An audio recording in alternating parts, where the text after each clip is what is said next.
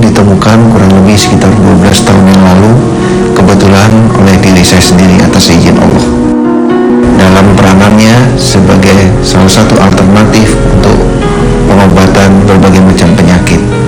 Inti daripada kekuatan terapi kolbu semuanya berawal dari kekuatan basmalah atau kekuatan kasih sayang. Alhamdulillah, atas seizin Tuhan, sampai dengan hari ini lebih dari 30.000 pasien yang telah merasakan manfaat daripada teknik pengobatan ini.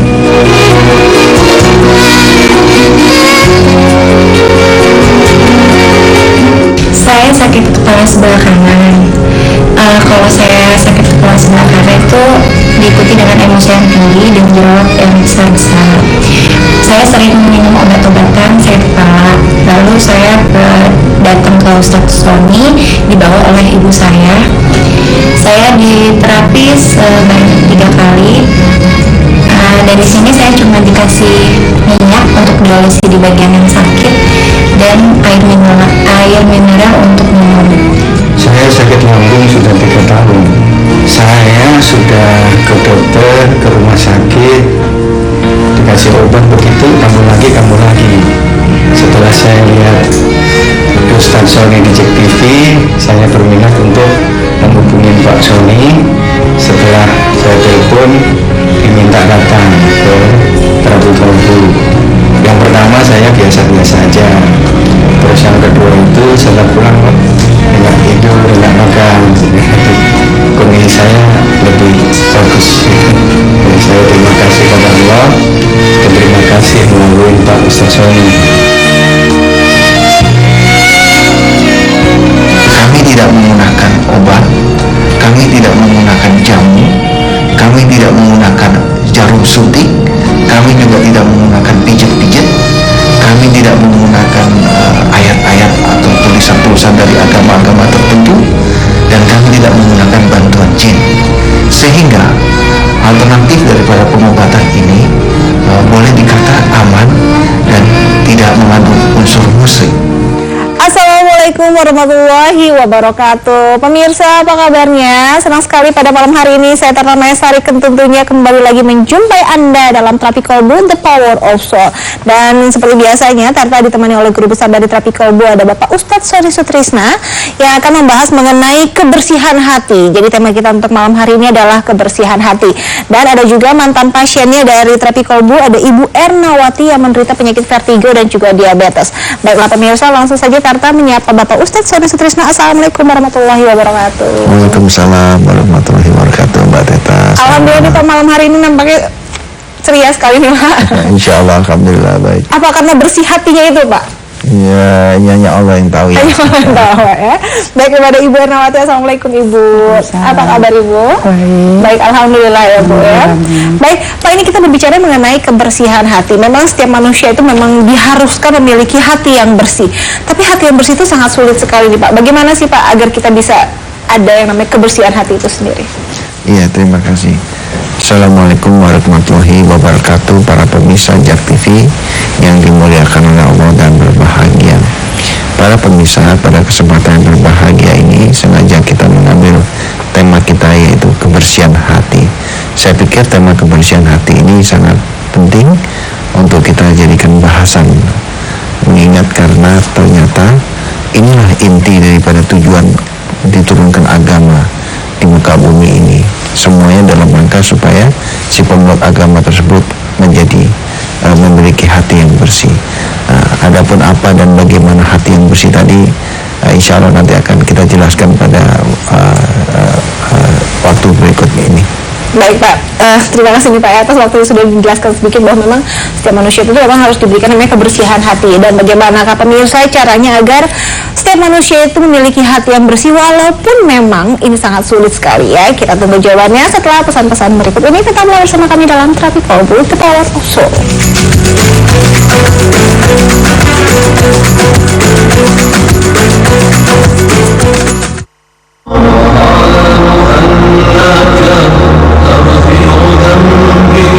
Assalamualaikum warahmatullahi wabarakatuh. Para pemirsa televisi yang dimuliakan oleh Allah dan berbahagia, terapi kolbu ditemukan kurang lebih sekitar 12 tahun tahun yang lalu, kebetulan oleh diri saya sendiri atas izin Allah. Inti daripada kekuatan terapi kolbu semuanya berawal dari kekuatan basmalah atau kekuatan kasih sayang. Pengobatan alternatif terapi kolbu ini tidak mengandung risiko, sehingga alternatif daripada pengobatan ini boleh dikata aman dan tidak mengandung unsur musrik. Mudah-mudahan apabila ada di antara para pemirsa yang saat ini sedang menderita sakit seperti tadi, boleh mencoba terapi kolbu sebagai salah satu alternatif pengobatan. Selamat mencoba dan Assalamualaikum warahmatullahi wabarakatuh.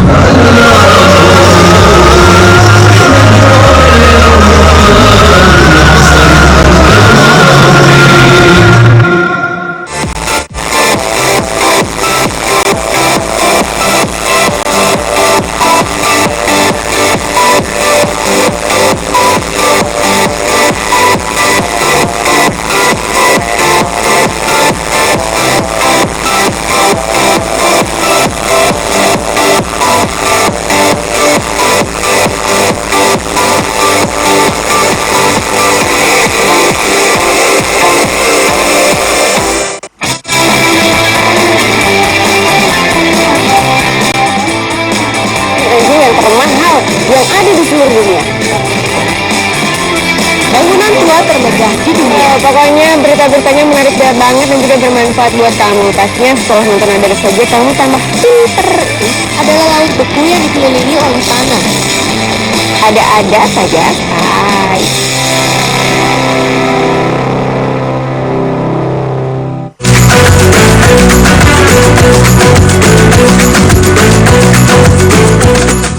Ya, masih bersama kami dalam Tropical Blue, The Power of Soul, dan tentunya masih bersama dengan Bapak Ustadz Sony Sultrisna. Dan pemirsa, tema kita untuk malam hari ini adalah mengenai kebersihan hati.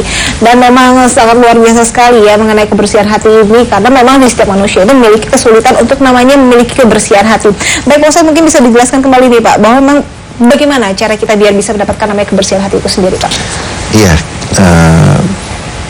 para pemirsa JAK TV yang berbahagia,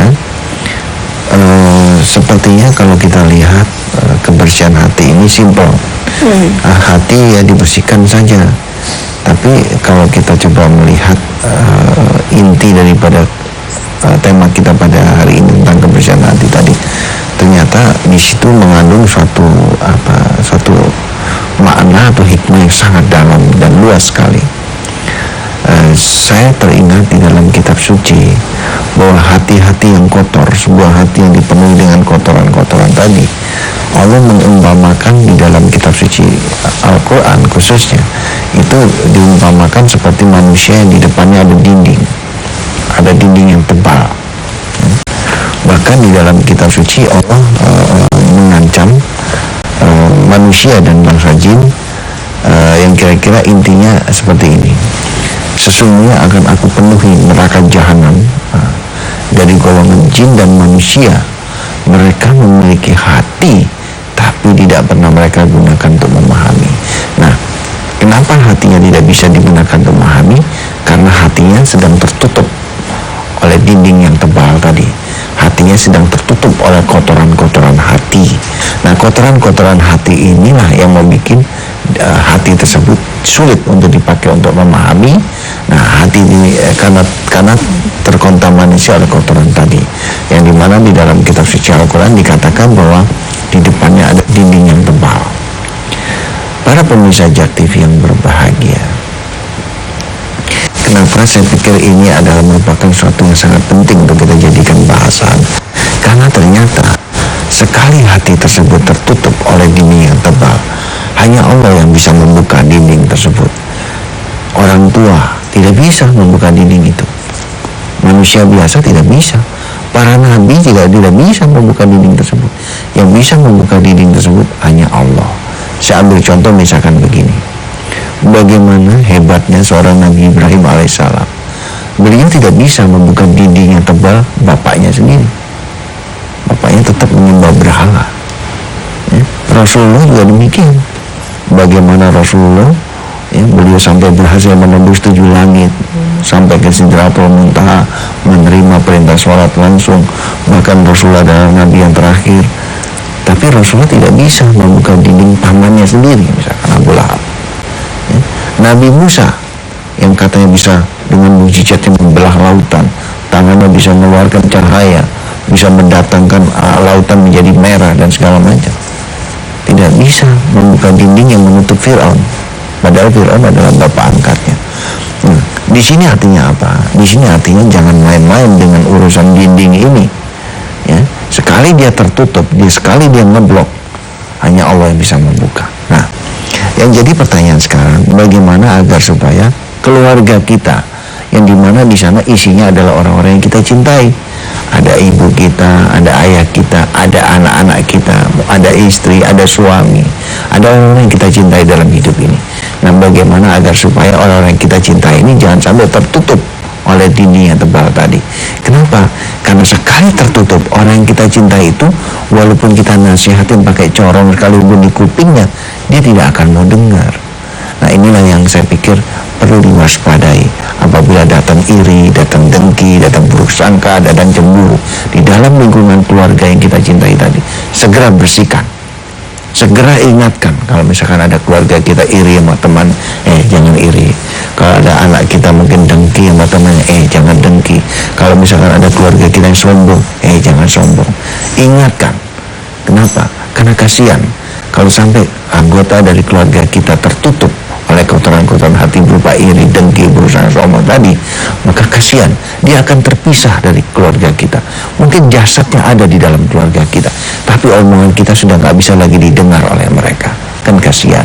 Nah, saya pikir itulah kenapa pada malam hari ini kita angkat tema kita, yaitu tentang kebersihan hati. Ya, baik Pak, ini kita berbicara kebersihan hati Pak, ya memang kan seperti setiap Bapak katakan bahwa memang setiap manusia itu memang harus selalu bersih hati gitu Pak ya. Dan misalnya kita sudah berusaha nih Pak ya untuk melakukan bersih hati dari diri kita sendiri. Kalau memang itu tidak bisa, itu sangat sulit, apakah memang harus dilakukan namanya terapi kolbu itu sendiri Pak? Jadi begini, kalau yang bisa membersihkan hati jelas diri kita sendiri, ya. Nah, untuk itulah maka diturunkan sholat di muka bumi ini. Ya. Sholat diturunkan di muka bumi ini bukan terus ngajarkan supaya kita menjadi manusia sakti, yang tapi sholat diturunkan ke muka bumi ini tujuannya adalah supaya si pelaku sholat tersebut terhindar dari perbuatan keji dan mungkar. Nah, para pemirsa JAK TV yang berbahagia, pertanyaannya sekarang, sholat seperti apa yang bisa berefek kepada hati? Ya, sholat yang bagaimana yang bisa berefek kepada hati? Ya. Mari kita sama-sama perhatikan berdasarkan ketentuan rukun Islam. Sholat ditaruh di nomor 2 setelah syahadat. Ini artinya apa? Ini artinya sebelum masuk ke dalam nomor 2, di nomor 1, di syahadatnya kita harus betul-betul menguasai. Nah, selama ini syahadat hanya dijadikan sebagai seorang telah dinyatakan sebagai masuk agama Islam. Alangkah indahnya peranan syahadat tersebut kita tingkatkan menjadi suatu perenungan atau tafakur jangka panjang, sehingga pada saat kita naik di tingkat 2 atau sholat tadi, kita sudah mengenal betul siapa kita dan siapa Allah. Baik Pak, kita sebelum membicarakan mengenai sholat tadi itu sendiri Pak ya, kita tahan sebentar ya Pak ya, mohon maaf ya.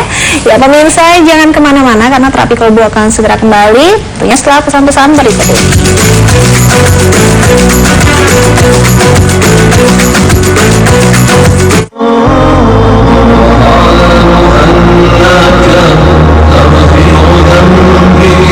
Assalamualaikum warahmatullahi wabarakatuh.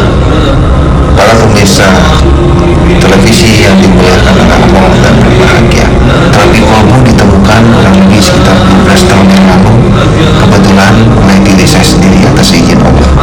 Inti daripada kekuatan terapi kolbu semuanya berawal dari kekuatan basmalah atau kekuatan kasih sayang.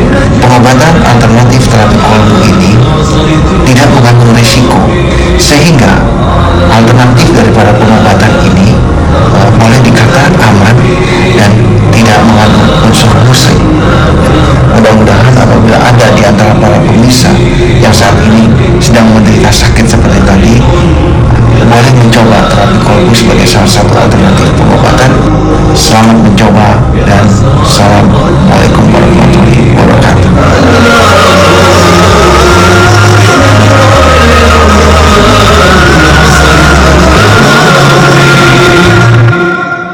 Langsung dari kawasan SCBD, Jakarta.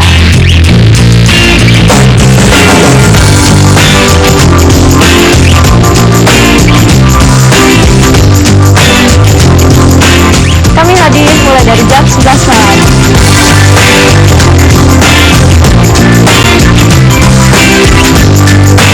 Tunggu kami ya.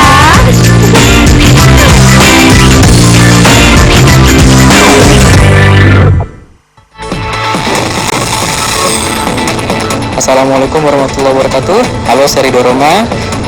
Jak TV sebagai TV kebanggaan warga Jakarta, saya berharap semoga Jak TV bisa lebih inovatif lagi, bisa lebih informatif lagi, dan lebih baik lagi, dan pasti lebih baik lagi ke depannya.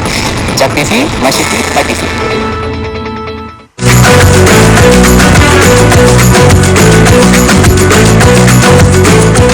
Pemirsa, Anda masih bersama kami dalam Tropical Blue, The Power of Soul, dan tema kita untuk malam hari ini adalah mengenai kebersihan hati. Seperti yang Pak Ustadz katakan bahwa memang kebersihan hati itu memang harus dari diri kita sendiri, itu melalui sholat ya.